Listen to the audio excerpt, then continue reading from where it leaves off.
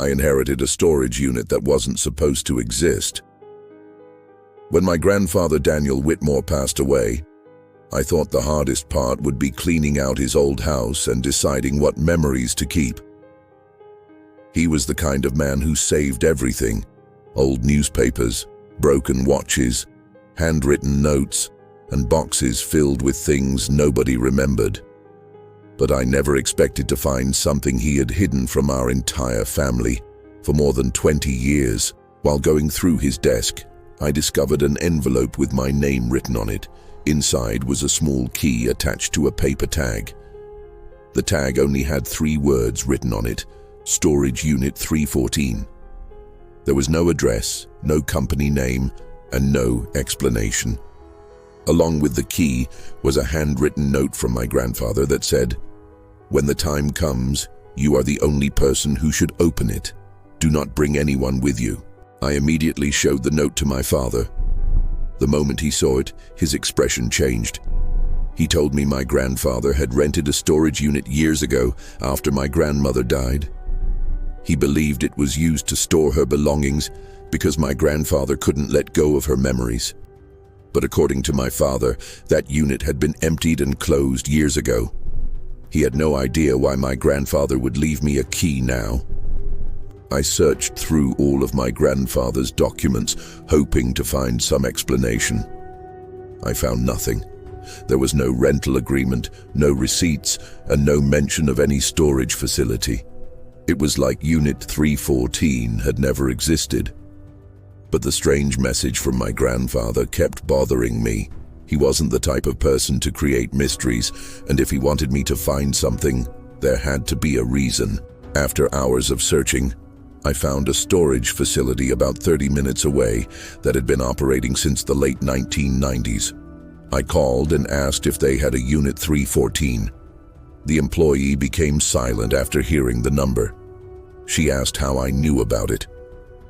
When I gave her my grandfather's name, she told me to come there during business hours. She refused to explain anything over the phone.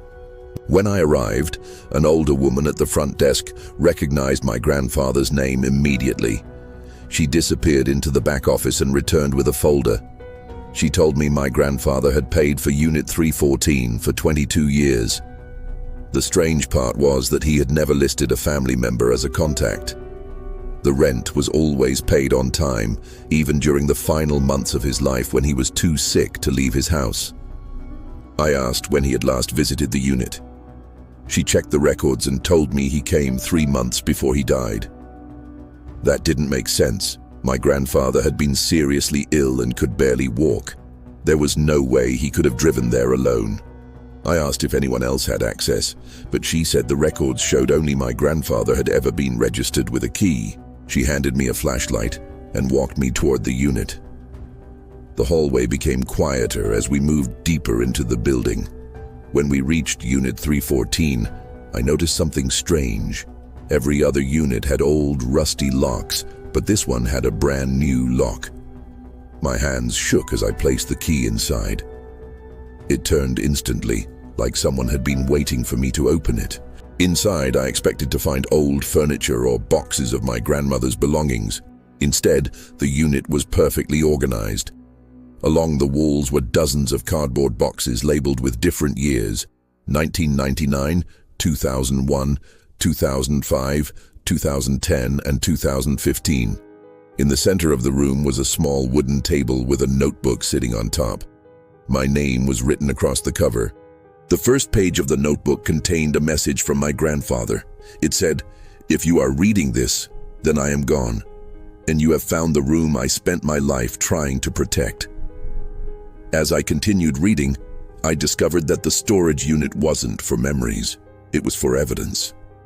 My grandfather had spent decades collecting information about something he never fully understood. He wrote about a strange event that happened in 1999. One night, a box appeared outside his home. Inside were photographs, documents, and recordings belonging to a man named Thomas Keller, a person who had disappeared without explanation. The photographs showed Thomas in locations he supposedly had never visited, including places that didn't even exist when the pictures were taken. My grandfather's notes described years of disturbing events. He received phone calls from unknown numbers, letters without return addresses, and photographs that seemed impossible. One picture showed my grandfather standing outside his own house, but the date on the photograph was 10 years before it was taken. He believed someone or something was trying to send him messages through time. I almost convinced myself that my grandfather had been mistaken. Maybe there was a logical explanation. Maybe age and fear had caused him to believe something impossible.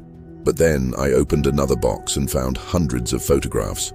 Most showed my grandfather, but then I found one that made my entire body freeze. It was a picture of me standing outside my apartment building.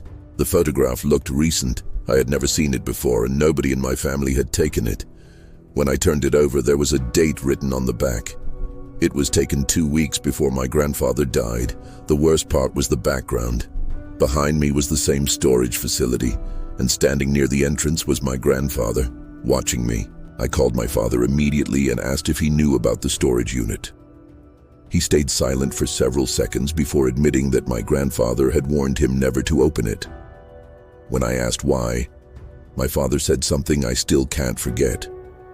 He said, my grandfather believed that whatever was inside the storage unit already knew about our family. I left the storage facility that day and took only the notebook and photographs. I never opened the remaining boxes. A few days later, the storage company called me and said someone had entered Unit 314. I asked who it was. They described an older man with gray hair, wearing a brown jacket. It was exactly how my grandfather looked. But my grandfather had been dead for 3 months. The storage unit that wasn't on any contract somehow became mine. The company says I am now responsible for Unit 314, even though I never signed anything. Every month, on the same day my grandfather used to pay the rent, I receive an email reminding me that the payment is due. The sender address doesn't exist, and the message always contains the same sentence. Thank you for continuing the collection. And every time I receive it, I wonder what my grandfather discovered inside that storage unit and why he chose me to inherit it.